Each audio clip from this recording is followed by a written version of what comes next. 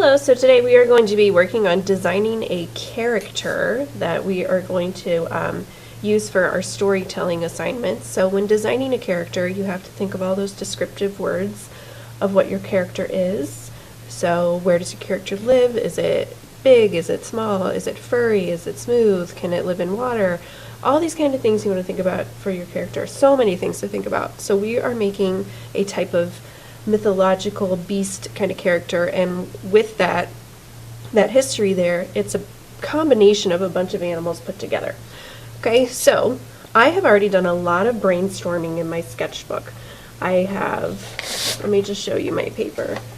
All of this. See, it's all super messy. This is my brainstorming page. So I finally decided on an animal that I wanted to create, and now I'm going to make it on big paper. So you can work your animal going this way, or you can go this way depending on how you are seeing your animal. So for my big diagram here that I'm going to make is I'm going to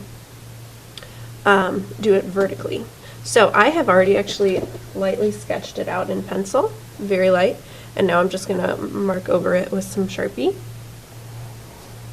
so you guys can see it on the camera. And what I've done is I have combined a swan, so this is the main body here is a swan, a butterfly,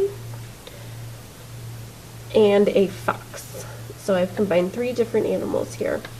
And what you can use to help guide you while you're brainstorming, I used a lot of pictures from here to help me out. So I had a resource to look from, okay? So these would be the wings. So these are butterfly wings. So I have a swan body and butterfly wings.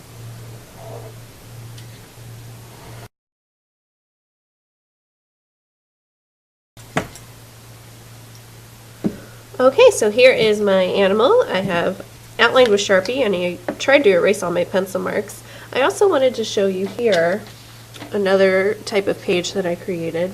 So I really have thought about my animal a lot, my creature. So this is the one that you're seeing here. This is the one I chose to draw on big paper, and this is a side view, so I'm able to understand what the side of my animal looks like, so that way I know how to draw it from both angles. So this with this was all my brainstorming, okay? This is obviously the very first page. You can even see I tried to make even a different type, but I didn't like it, so I scrapped it and I started writing and drawing all down here. Then I went to this to try to really see it from both angles, and now then I took this from here and put it onto my nice big paper, okay? So this is all the artistic process here. You're planning, you're thinking, you're creating before you ever get to this thing, okay? This part is probably the most important part, even though it's not the most beautiful looking part, okay? But this is getting the ideas down. So from here now, you can see all this writing I did down here. So I've thought about what each feature on my character represents and why they have it on their body. So what is the purpose of everything? So you're going to make a diagram here, and you're going to write down what the purpose is of everything, and this is what professionals do when they're designing their characters as well. So we have to know why this creature is the way that they are. Okay? So I'm going to take my marker here, and